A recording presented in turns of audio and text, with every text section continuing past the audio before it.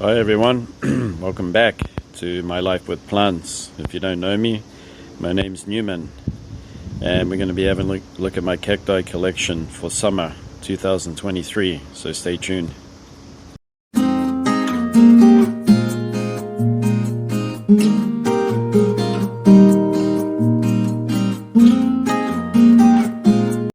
Okay, let's start off this update for summer.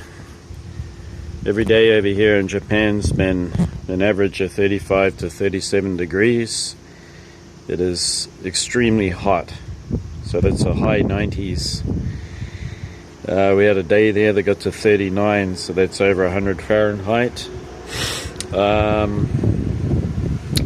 Regards to watering, even though it's been really hot and everything like that, I try to grow my cacti in half shade, so they will get half a day's worth of sunshine in the morning, and then from the afternoon they're shaded. And the reason for that is that I aim to stop my cacti from boiling to death, because they're in pots, and also a lot of my cacti are growing in terracotta. There are some plastic pots. I try to keep those at the back the best that I can to shade the pots from the intense sun. I have been watering every 2 to 3 weeks. I know that sounds like a big gap, but remembering that my cacti are half shaded, this is how I grow them. If you have them exposed to direct sun in these temperatures, you can get a lot of burning. Also, as I said, the root system will cook, and this has been working out fine. Anyway, let's go and check out how they're going. This is my glandular cactus, unicactus. Is it unicactus? Unicatus. I purchased this over a year ago. It's been doing really well. I'd like to see it in a humid monsoonal weather pattern, but it's been doing good. This is my Austrocylindropuntia inermis, or tephro cactus. It's pushed out a nice new growth there, so that's been doing really well. Cactus latispinus. This thing has been doing a lot of growing this year. It's doing fantastic. Parodia mammulosa. It had a lot of beautiful blooms. I'll try to show them on the screen here, and if I don't, you can catch them on my Instagram. So I'll leave a link down on the screen here. This have beautiful yellow flowers, and also I got seeds. Nice easy cactus to grow. This is Mammillaria grusonii. It's shrunken quite a lot, but I gave it a good deep watering. What I mean by that is I thoroughly soaked it, and then I soaked it a second time. So it's starting to pick up. This is Sulcor butea, or it could even be a labivia, more of a Sulcor butea, I think, unnamed. It has red flowers. It's starting to bud up again. It's really fantastic. I only got that for $1 at the dollar store years ago. This is my Labivia arachnacantha, or Mylana. You know, once again, my cacti kept on the dry side. When they do get watered, I water them really thoroughly, and they plump right up. This is one of my many Gymnocalycium saglionis. It's doing really fantastic. Here's the other one. Put my hand there for a comparison. This is a big one. This thing is so plump. You know, it doesn't need watering even for, I don't know, another 2 or 3 weeks easily. It's got so much water contained in it. Matacana Aurantiaca. I could be saying that wrong. This thing was misformed. It wasn't formed very well. It was kind of cylindrical. I got it for a really good price, and now it's starting to get its shape back, so I'm really happy about that. I keep this one in a little more shade than the other cacti because it's a high altitude growing species. Yep, it's doing really well. It's flowered quite a lot for me. I'm happy with my Parodia here. This thing was in terrible condition when I got it. I only got it for a few dollars. It's a rescue plant. It's plumped right up, looking great, and I got some seeds off it too. Another Gymnocalycium saglionis. It's one of my favorite. That's why I grow so many of them. This is looking fantastic. So green and plump. Mammillaria magnum mama. This is a cacti species native to Mexico. I can't remember the state it's from, but all I know is that it goes right down to, 20 meters above sea level. So it's, it grows in some of the hottest areas, even on straight volcanic rock. So it's really, really tough. Beautiful cactus with it's got these long bent twisting central spines, and even the radial spines. And it flowered really well for me. I have two Ferrocactus glossescens. This is one, and this is a much bigger one. It's plumping right up and growing really well for me. This is Puna Bonier. The other one I have of this, I've grafted. And the reason why I did that is I just wanted to see how much faster it grows as a graft. This is Camaceris hybrid that has vivid pinky flowers, or purpley flowers. It can be quite tough to make it flower a lot, but then again I think it needs a lot more water to promote more flowering. Coming around here, you can see right there that this is Mammillaria marxiana. Flowered for me really well this year. It's nice and healthy. Gets half day sun, half day shade. Still, I haven't tagged this one. It's a Mammillaria. Beautiful central spine, got the radial spines there, kind of cone formation. It's got a big fat taproot. Got to be careful with the watering with that. Make sure it's thoroughly dry before you water it again. This is Mammillaria. Name ain't coming to me today. Leave the name on the screen here. Just forgot for a second. But it's splitting in half to make another head there, dichotomously. There's beautiful pale greenish white flowers. Up here is one of my big older parodias here, or Cactus Horstii purpureus. This one is growing in this terracotta pot, and I'll tell you what, the reason why, if you come from a hot climate like me, the reason why you want to have terracotta is when you water it every night, this pot will cool right down. We can cool right down to 10 degrees, which is, it helps to keep the root system cooler, which is what they ideally need to keep their roots healthy. And of course it breathes, it's porous, it breathes really well. This is my Mammillaria purbella, and it's been doing fantastic.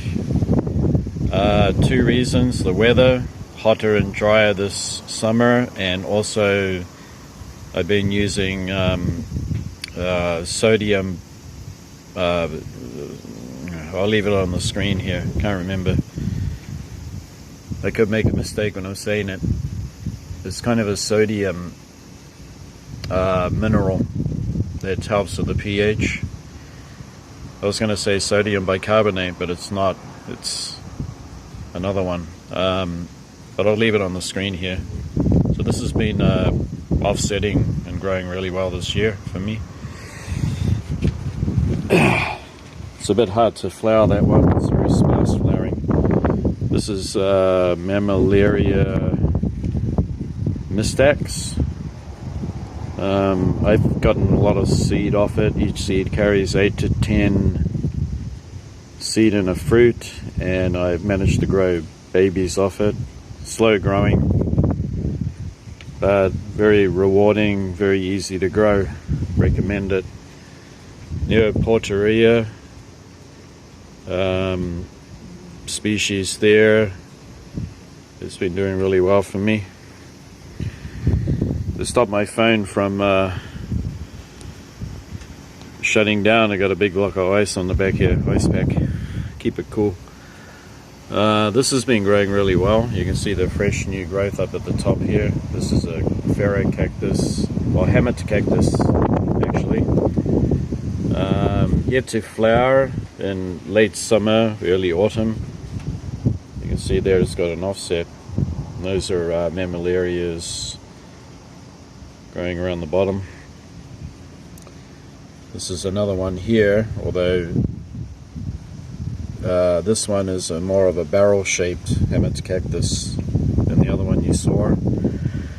Nasty fish hooks spines on it. That's why I got it towards the back of my shelf, because it got caught in my nostril one day and one of the spines broke off in there. Espostoa lanata has been growing really well for me. Something interesting here is my Cactus Migdalii. Can you see right there? It's starting to offset. It's going to turn into a clump. It's got two right there. You can see them. This thing is one of my oldest plants. I've had this for over 10 years now. It's a big, massive thing. This is Trichoceros glacia.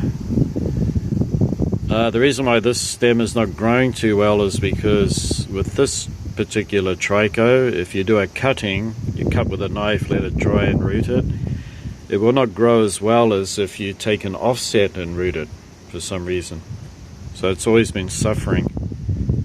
The offsets are growing better. Also, since I've been using the sulfate in the water to help with the pH. This is one of my prize Ferros. Ferro Cacti here. I'll put the name on the screen. It's getting quite windy out here. Ferro Cactus. It's not cylindraceous. It could be, but it's got beautiful golden spines here. These are just the thimble Mammillarias. They have a taproot, of course, so you know, careful on the watering. That one is Mammillaria vetula subspecies gracilis. It has beautiful dark purpley flowers. Mammillaria here. This one is Humboldtii variety cespitosa, and it has been clumping like anything. Very beautiful cactus, that one. This is a Lobivia species. It has big red flowers. This is actually a really good flowering variety, and much better than the other one I have that has the purple flowers. So I really like that one. This is my Mammillaria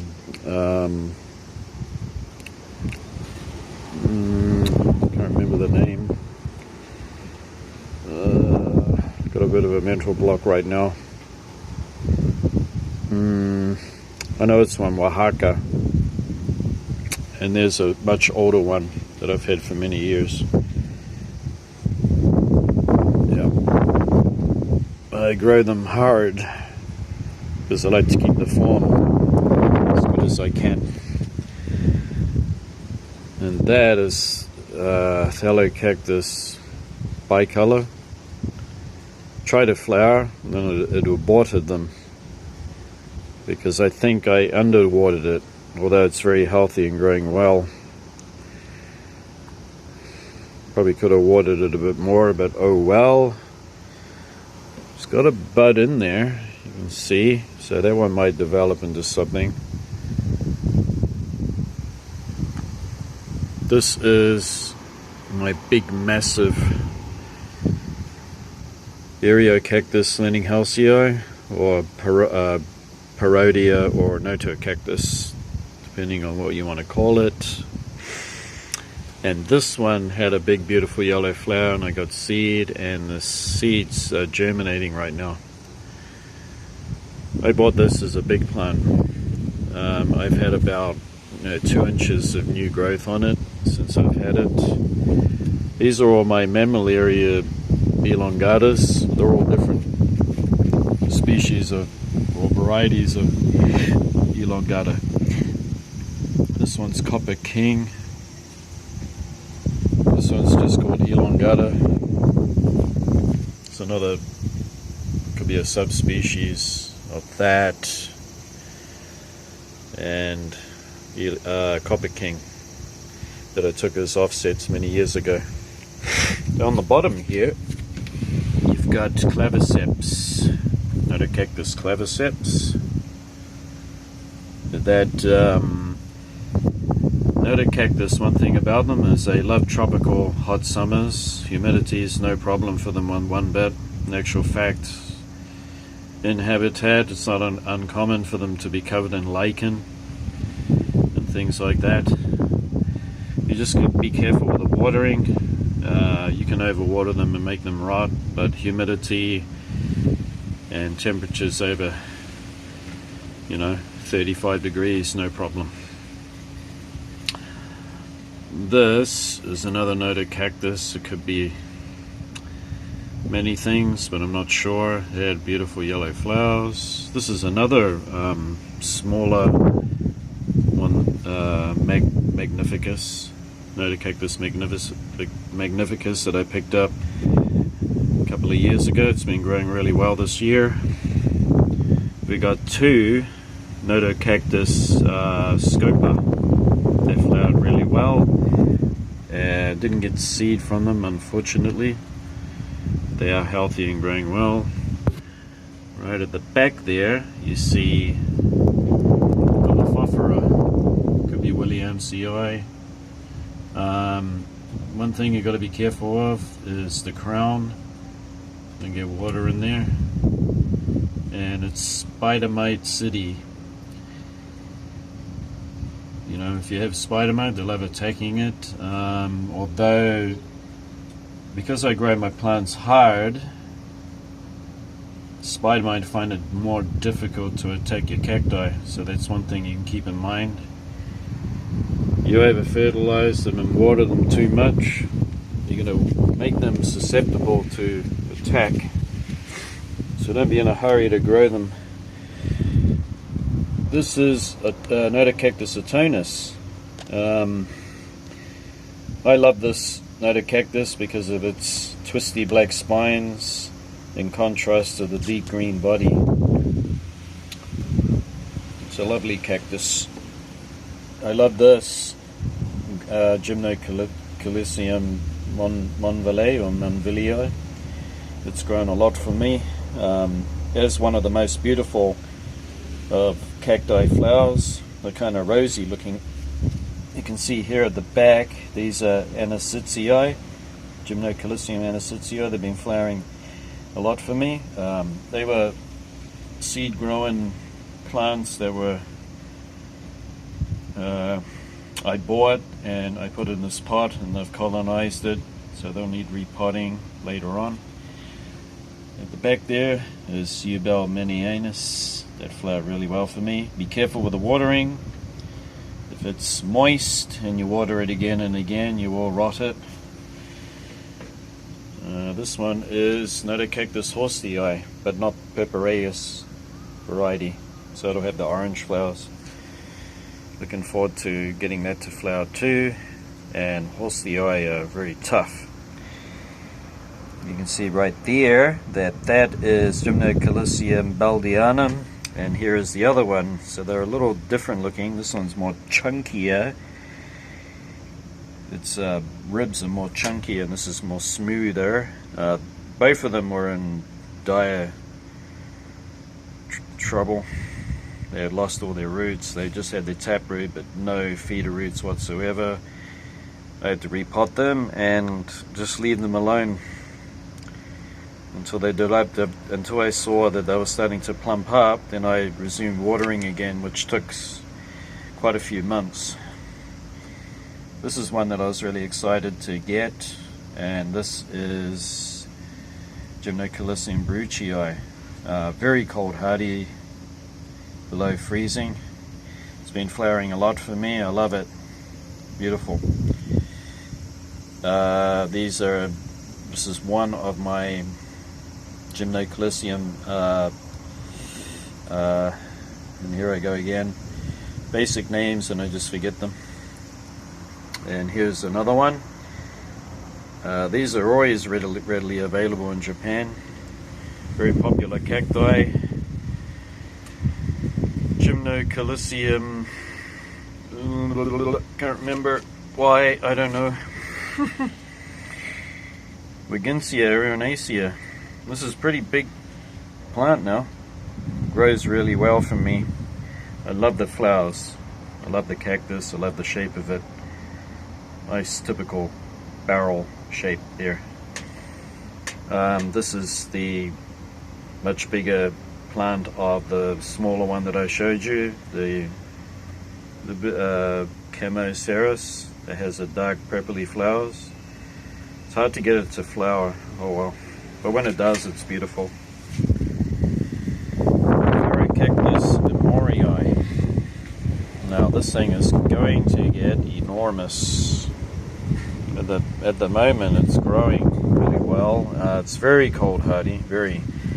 We get down to -8 and this thing doesn't shrivel one bit, which just tells you that it can take even more freeze than that. Although I do wrap heavy duty polythene around these tables to make a makeshift greenhouse during the winter, just to keep the frost out, but they feel all the cold, all of it. This is a much bigger plant of Trichoceras huasha, and it's budding up again, so we're going to get more flowers. This is Austrocylindra puntia monstrose. It's a smaller one, smaller monstrose. I've taken bits off it and grown it again. This is the only monstrose that I actually like, and I just like it. I love how it grows so compact. Yes. Okay. Coming along here. This is a very common mammillaria that gets very long in the body here. So it looks like a big old octopus arm. Offsets 2. The cactus of the day is Cactus setaspinus. You can see here that the flowers are starting to go. Well, it has been excruciatingly hot. No wonder. It's done a good job there flowering. It's got buds coming up again. A lot of buds actually. This thing is a profusely flowering cactus. And what I mean by that is it will produce buds, flower, produce more buds, and it won't stop. It'll just keep going all summer. It can be over 10, 12, 15 times it'll flower in abundance. And it has a beautiful lemony citrus fragrance.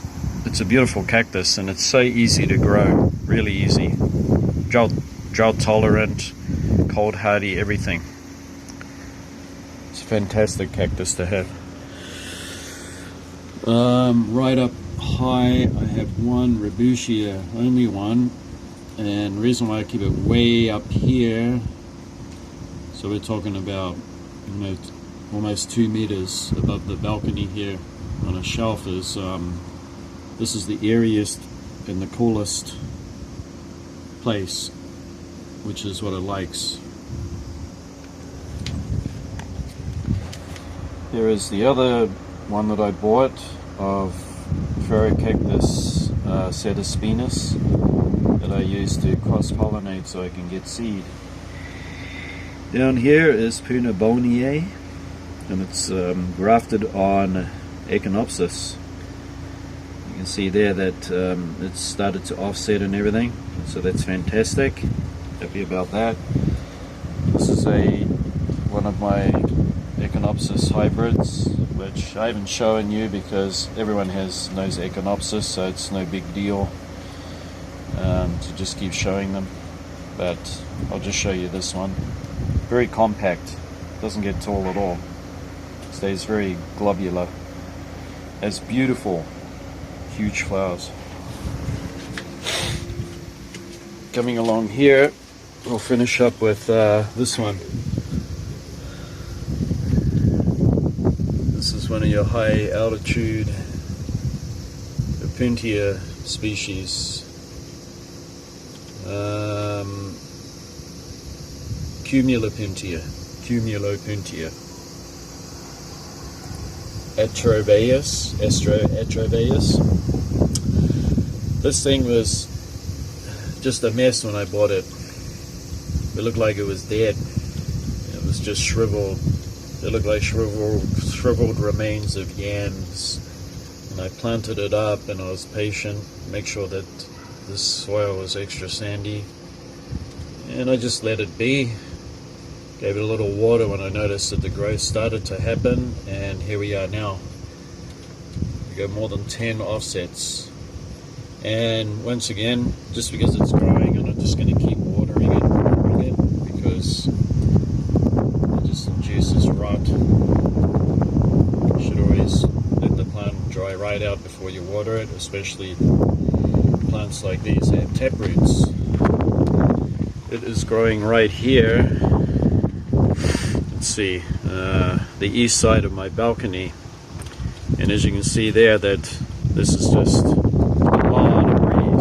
a lot of breeze chops through here, and it has the eaves up there, so in the morning the sun will pop around here, right up about there, just above the eaves, and it'll get its morning sunshine, which is very hot. It's like almost 34 degrees, 35 by then in the morning. And the sun goes around and it slowly gets more shadier until it gets to the afternoon.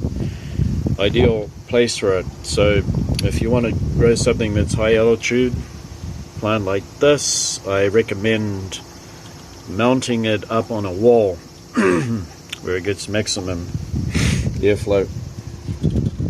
Okay. And that's it for this episode. I hope you enjoyed it, and if you have any questions, please let me know. And this resumes the update for summer 2023 for August being the hottest month.